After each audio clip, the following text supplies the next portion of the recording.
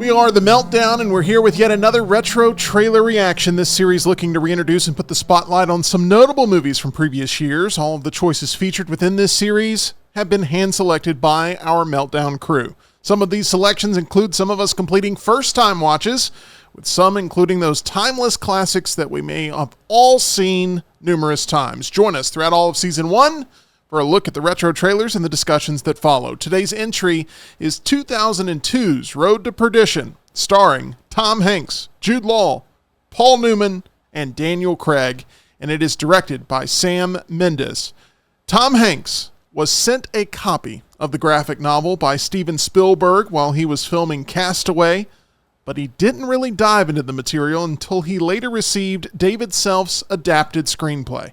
Hanks, being a father to 4 children, said about this role, quote, "I just got this guy. If you're a man and you've got offspring emotionally, it's devastating."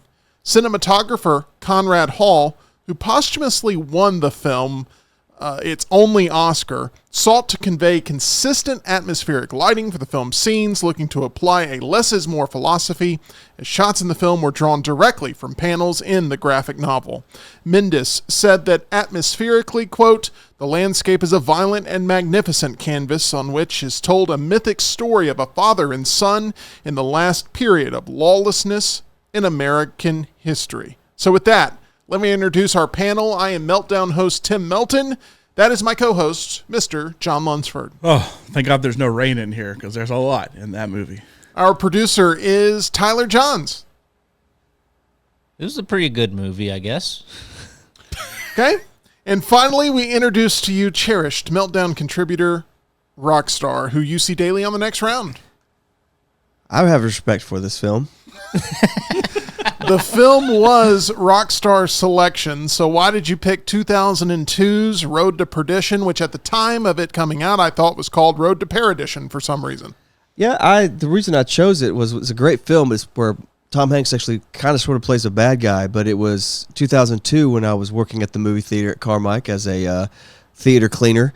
And I remember that coming out, and I stayed after my shift one night to watch that film, and I think it was me and like 2 other people, and I absolutely loved it. I've seen it probably 3 or 4 times. I introduced my wife to it last year. It's just a great film. I love the cast, love the story. I love how they somehow make Daniel Craig and Jude Law super unattractive. That's a great feat for them to do that. Just thought the all-around great film. Loved Randy Newman. Paul Newman. Randy Newman would have been even better. Yeah. Chew it on an apple. There's another bite. Family Guy reference, yeah. But yeah, like I thought it was a great film. The story, I don't know if Michael the little kid has played in another film at all since then. So maybe a reason for that. Damn, he's a good driver though. Without any further hesitation, let's now go ahead and all see the retro trailer for Road to Perdition. Peter, I can't come to your concert tonight. I'm working. Working at what?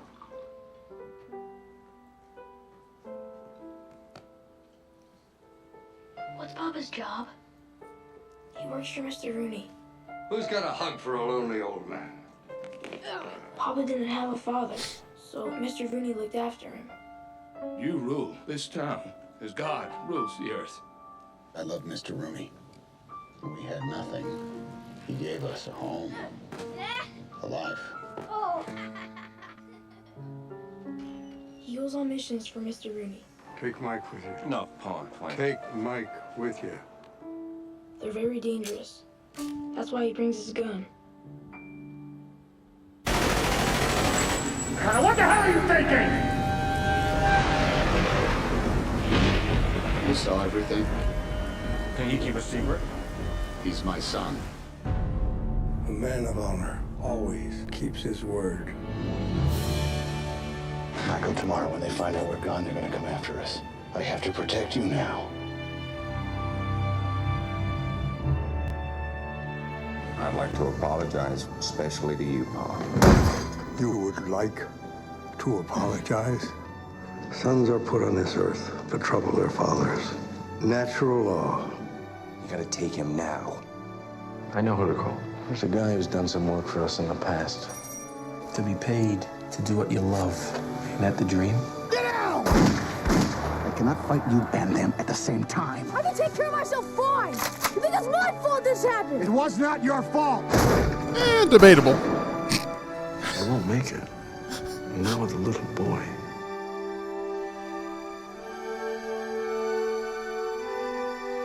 What are you gonna do? Just one last thing, and then it's done. Look out for the tractor, Michael. Watch out for the tractor!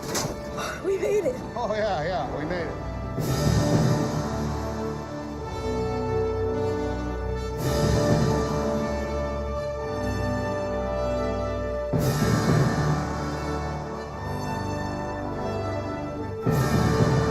This is the life we chose, the life we lead. And there is only one guarantee. None of us will see heaven. Michael could. There we have it. There's the trailer. From this point on, we'll be including spoilers for Road to Perdition in our discussion points. So if you'd like to watch the movie first and come back to us, feel free to save this video for later right now. As we saw in parts of the trailer, Mike Sullivan is an enforcer for powerful Depression-era Midwestern mobster John Rooney. Rooney's son Connor is jealous of the close bond they share, and when Mike's eldest son Michael witnesses a hit, Connor uses the incident as an excuse to murder Sullivan's wife and youngest son. Forced to flee, Sullivan and Michael set out on a journey of revenge and self-discovery. So, John, this is your first time seeing Road to Perdition. Yep. What was your take on the film? I don't know if I've ever left a movie saying so much that I can't say anything's wrong with it, but I didn't really care for it. That everybody's acting in it was good. This is Daniel Craig before leading into a Layer cake. multiple Bond movies that Sam Mendes ended up doing, including the best of the series for me, Skyfall. 2 of those, yes. That's, you know, he's good. He's coming off American Beauty, Sam Mendes. Sam Mendes coming off American Beauty Best Picture. before going into Jarhead. That I like Jarhead all right. I think American Beauty is overrated, but there's just nothing wrong. But I was bored to tears. Would this be fair if they had put on the poster with a young John Lunsford having seen this movie and it just says, "I felt nothing, John Lunsford"? Yeah, and also, I mean, it's weird. So also my first introduction to Daniel Craig really and truly probably was Bond, because that was 06. Most people, yeah, Casino 06. Royale came out. And so he's a bad guy in this. Well, then Tom Hanks has almost always been universally a good guy. And he's essentially a bad guy in this, even though he's from the good side of the bad guys, I guess. A bad guy you're rooting for. It's just weird to me. And like some of the cinematography choices, and I know we won an Oscar for that, were good. The rain wasn't a bad element. There was just a lot of it. I thought the shootout scene where he kills Paul Newman and his whole group was well done, where he's in the dark and he kind of takes them all out one by one, but there's just so much rain in it that at the end of it, there's just, I felt nothing. And I feel like that's not a great take. You typically like or don't like something. I am very neutral. See, in most discussions that we have about film, to me, that's an unacceptable answer. Of I felt nothing, I have nothing to say. I've watched this film multiple times, and every single time I have the exact same response. I feel nothing, I have nothing to say. It's not a bad thing. And it's not. It's just not necessarily a good thing. It is a technically sound, dull-ass movie, in my opinion. Yeah. We're going to go to Mr. Tyler Lionel Johns. Tyler, what did you think of Road to Perdition? Are you on the camp of masterpiece, classic, or are you in the camp of you also felt nothing? Somewhere in the middle.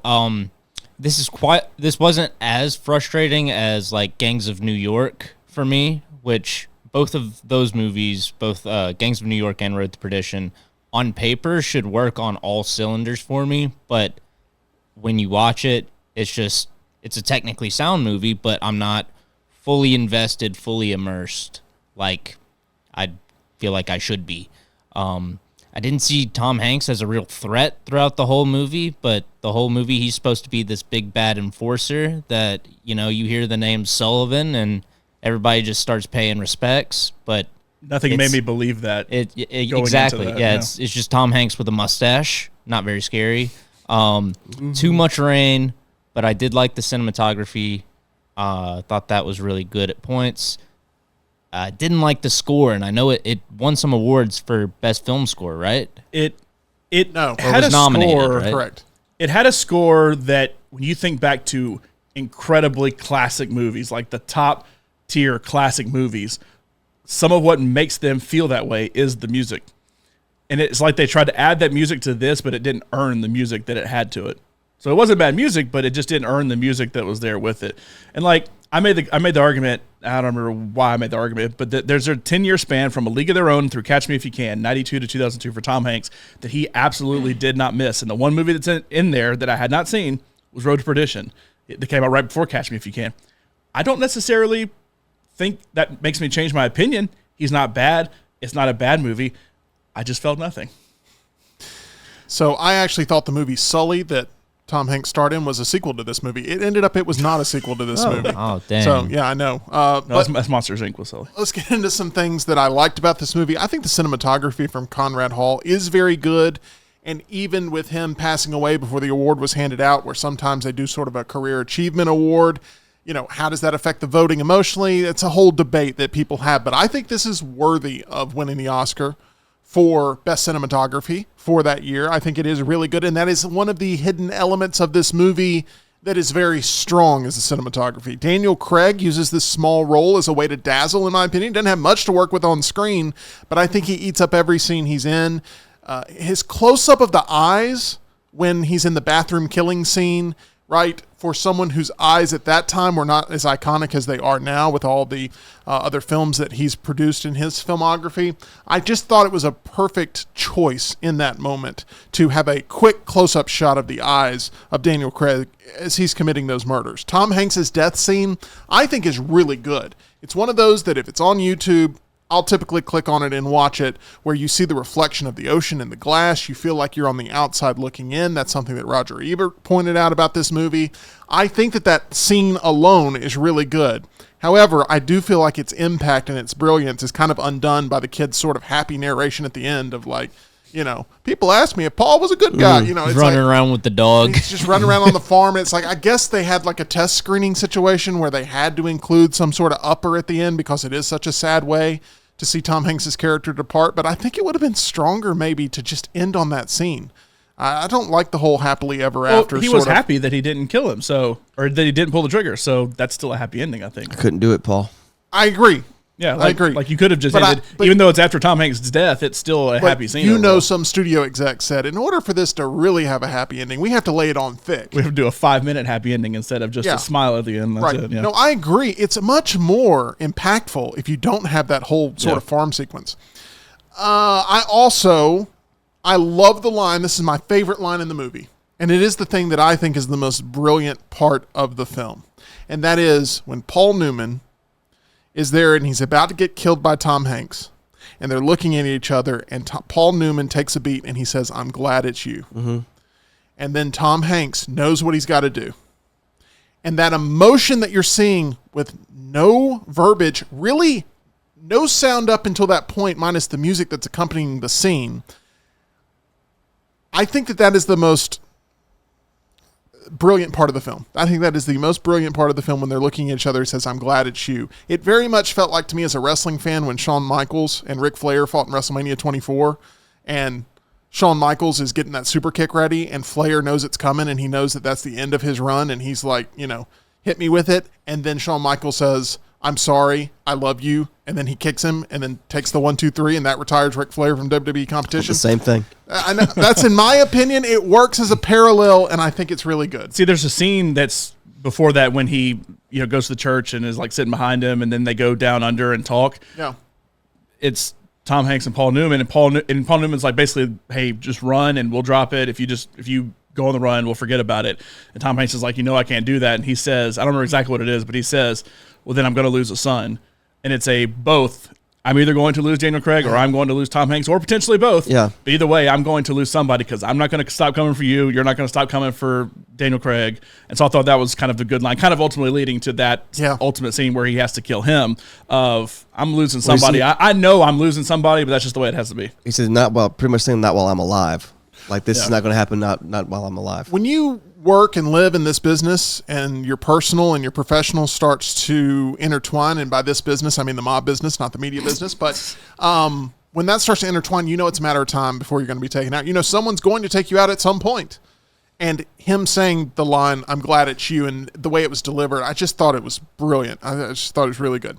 On the DVD commentary, Mendes mentions how much trouble they had editing that whole death sequence because he felt like it just didn't work. He kept trying to piece it together, and he's like, this just doesn't work. It doesn't have the emotional beat. And then it came to him to just let Thomas Newman's score play over everything and to cut out all the sound effects until Hanks confronted Newman. And I think it worked well. There are some things I wasn't wild about, and this maybe seems a little bit contradictory based on what I've said here about the brilliance of that scene, but I don't like the gunplay in this movie. I don't know of a movie minus Maxine that I saw this year that I hate the gunplay more in. I feel like it actually takes away some of the significance of the film. It feels goofy. The gunplay in this, I don't think they got right. The whole shootout scene in the hotel when he just barges in and starts unloading and then he's hiding behind the trunk, and none of that feels weighty to me, minus what was really delivered with one piece of dialogue from Paul Newman. That felt way more weighty than any of the gunplay. Even when Hanks mows him down, it takes him about 30 seconds to finally look down and acknowledge that Paul Newman's on the ground. But, I do love the line delivery. I love the emotion behind that, but I just do not love the gunplay in this. Two things to that. Number one, Tom Hanks always has that machine gun that he can just spray and hope that he hits something. I would respect it more if he just had a pistol or even had a shotgun or something instead of He's always overpowered in every fight. Right. Tommy gun. Like when Daniel Craig kills a guy at the beginning and he turns around with a pistol and kills him. Yeah. Then Tom Hanks is like, oh, I got to do something. I hope you killed those two people that are sitting there with the thousands of shot you just put into them. Same when he killed all the people before he killed Paul Newman out in the rain. But then my other thing is when Jude Law comes in to shoot at him and he puts that chest up, which wouldn't have protected anything with a shotgun.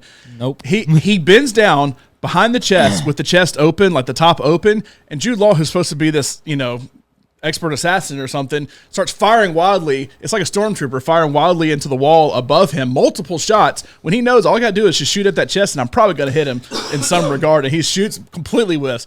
It's like, oh man, this guy's not very good at his job. I watched some historian break down sequence by sequence in this film, and he says one of the major complaints is that trunk not being able to stop the shotgun blast. And the historian says that trunk would have probably been able to stop the shotgun blast with the way that those were produced, with lead inside and all this stuff. But when you at least shoot at the trunk, at least if you shoot it enough times, eventually you're going to break through. I don't disagree. The logic behind the shots I hate the gunplay in this movie. It may stop one, but is it going to stop 4? I don't know. I don't know of a gangster film that can have bad gunplay and be looked at as perfect. And this, I just hate the gunshots in this. Okay, everything feels so stoic in this movie. It always has been hard for me to emotionally connect to the characters in the story. Stanley Tucci feels very underutilized in this movie. I mean, I know he had to be sort of recruited. He didn't want to go into Italian mob stereotypes with any role he ever played, and he wanted to kind of be a guy that was above the fray in this, and I understand he was sort of picky about what role he would take, but what a wasted effort, a waste of a casting choice, because it's such a great, on paper, this should be an all-timer with the collaboration of cast, and it doesn't do that for me. The music doesn't really do anything for me. I couldn't tell you right now a single sort of note that resonates with me from the score, and the son's performance in this is very one note for me. Yeah.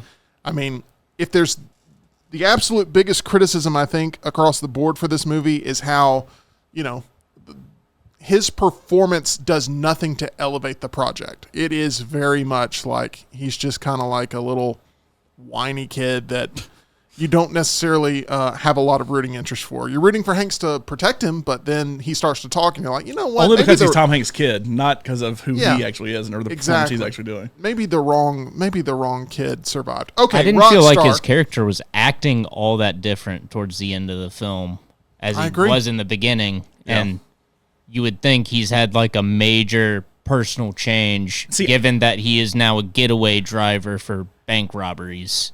See, he still was helping the criminal there. So he may not have pulled the trigger, but he still was ultimately going to be charged in something if it came to it nowadays. Also, the final thing of they asked me if he was a good man, I just say he was my father. I feel like that's a negative. That's not saying yes. Despite his past, he still was good to me. Right. It's just like, nope, he was my father. It's like, so he wasn't a good guy. We're talking about the happy ending. I feel like that's less of a happy ending than if you had just ended with Tom Hanks smiling, saying, basically, I'm glad you didn't pull the trigger, and that's it. Because then it goes into, nope, actually, my father kind of was a butthole. But anyway, the movie should not be about how the son views his father. The movie should be about how the father views the future of his son, and it kind of passes that back and forth, and then eventually at the end, it's like, okay, let's just make it on what Tom Hanks's character, what his reputation was. Rockstar, we have been pretty critical of this film a little bit here. You've had to sit here and listen to all of it. With this film being your selection, you get the final word on Road to Perdition. Sorry you guys didn't like it as much. Two scenes that come to my mind is the Jude Law scene and Tom Hanks scene in the diner. It took me my third watch to realize, because I was wondering what the hell tipped him off, Tom Hanks, to leave the diner. And it was always because he said, what do you do? And Jude Law says, I shoot the dead. I shoot dead people. I photograph them. They're already dead. He's like, all right. And so he starts loading his camera. And I was like, okay, that's why Tom Hanks like, oh no, this guy's after me. It took me a couple watches to see that. And I love he put a butter knife in his tire. The second diner scene, I can't remember the exact number because it's been a while. I didn't get to watch it this week. But Dad, can I have some of the money? And his dad goes, all right, what do you want? He's like, $800. He's like, all right, it's yours. Wait, could I have asked for more? You'll never know. I mean, it's just like, oh man, I could ask for more. Yeah. I just thought it was it's not one, it is bleak, it is dark. I don't like the rain nonstop. It should be, but I thought it was a good film overall. Paul Newman's last acting role before Cars, I believe. And I think would y'all have enjoyed it more if it was not Tom Hanks? Shockingly to say, if it was like Jake Gyllenhaal or something like that. That is a weird thing to say, but yes. Not necessarily Tom Hanks, but I'm trying to say with Tom Hanks, because everybody sees him as like the dad. They all like the good guy, always a good guy. Would have been cast different if they didn't have Tom Hanks. Would that change your opinion? Everything's the same. So honestly, for me, Tom Hanks is not an issue for me in this movie. It's not something that I feel either propels it to greatness or holds it back. I don't feel like it was a miscast. I really don't. I don't. And Tom Hanks, I understand why he took this role, because he's trying to shape his image, because he didn't want to get stereotyped in the same role of the everyman every single time. Yeah. He wanted a character with some baggage emotionally, compared to the Terminal, where he's searching for his baggage the entire time. But I'm sorry, but his filmography, this is definitely a swing. Is it a miss? I don't think it's a miss. I just think it's a numb sort of performance. It's a solid walk. It's a solid walk. He didn't get a hit. Nothing wrong. He didn't get a hit. He didn't strike out. I respect him for swinging. Yeah. There you go. There's respect. Yeah, it was a 3-2 count that just happened to be that fourth ball instead of a third strike. Mendes chose to film Road to Perdition on location in Chicago, Illinois, and he filmed exterior scenes in Illinois in the winter and spring of 2001 using real weather conditions, John, such as snow, rain, and mud. So it was just raining a lot there for sure with a lot of these choices. Sure. But he was using the real conditions that Mother Nature gave him. Over 2,000 candidates were reviewed in an effort to find the young actor that would portray Hanks's eldest son. 13-year-old Tyler Hoechlin was cast. I've been critical of the performance. I can't get over it. Every time I see it, it just feels like it just doesn't work for me. That connection, if that's the key to the movie, the connection between Tom Hanks and his son, if that is supposed to be the most important relationship in the movie, that is where they failed the hardest in this, because he just brings nothing to the table for me. He's just constantly sort of lost in his eyes, and I don't see a performance there. I see him going like, man, I'm here with Tom Hanks and Jude Law and all these guys, and this is going to be a big hit. He's your current TV Superman, by the way. That's what he's doing. Is that? He's the CW Superman. Oh. Wow. Wow, I did not know that was the same guy. Only thing I can really see, but since they started Superman and Lois in 2021 and on Arrow and The Flash, he's been Superman. So, well, there you go. Don't think that's going to make me want to watch any of those DC shows. His father he was his father. Not a good man. He was a father. Here we go. Paul Newman was cast as the top choice in the role of John Rooney. They didn't look any further than that. And as Rockstar mentioned, it would be the last major film role on screen in person he had before his death. The film had its wide release on July 12th, 2002. We know where Rockstar was that weekend. On a reported $80 million budget, Road to Perdition eventually grossed $104.5 million in the United States for a worldwide total of $181 million. It was nominated for 6 Academy Awards, but mainly in the technical categories. No nomination for Hanks, Mendes, or Best Picture. The sole win once again for cinematography, with the award being officially accepted by Hall's son following the passing of the cinematographer of this movie. So that's what you need to know about Road to Perdition. Is this a movie you appreciate all these years later, like Rockstar? Let us know in the comment section below, and make sure you take a look at our title sponsor, John. That's MyBookie. I do have a good opinion of mybookie.ag. You can go there and play some bets there. Use promo code next round on that first deposit. Get a little bonus on us playing the sportsbook, playing the casino, playing the live casino as well. Mybookie.ag. And can I just give one more small gripe? I don't feel like the initial hit is that tense either, of like, sort of peeking in on this event.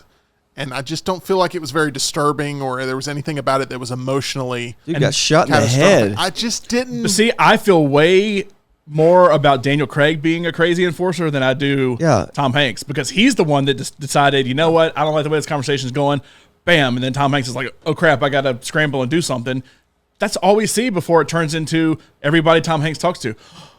You're him. Oh my God. Yes. Let me do. I don't want to get shot too. And it's like, nothing is intimidating about this guy, especially because I feel like in Catch Me If You Can, that came out the same year.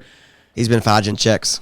He plays like a goofy, because like he's not the about $25,000. He's not the like federal agent that's going to be like, really tense. He's more of kind of the goofy, works in the check fraud department that is like the weird pencil pusher that works in the office. Eating that eclair in the so weird, as opposed to this like crazy gangster. My second favorite line in the movie is when Jude Law says "smile" right before he takes the picture. Obviously, that creepy sort of performance there. And I think Jude Law, sort of works in this. He was sort of looked at like as a standout in the film in a negative way, of like he was too cartoonish as the villain compared to these other guys that are all playing it straight. But I didn't feel that way. I felt like he added some flavor to it. I almost feel like I would have liked the movie if it had turned into a Daniel Craig versus Tom Hanks. Like, if the dad's like, he's going to protect his son, but you got to go do this. So if you come face to face with Tom Hanks' gun, then you put yourself in the situation. Rockstar brings it up a lot. That's kind of how The Revenant goes, right? That's kind of how, that ends up playing out. So anyway, that's our thoughts on. You better go after him yourself. Road to Perdition. And, is it the family movie of the century? Probably not. Father-son movie of the century? Probably not. My father. But it is sort of like a much more intense version of Goofy movie. Okay, that is going to do it here for Road to Perdition. Make sure you subscribe here to The Meltdown so you never miss any of our retro trailer reactions.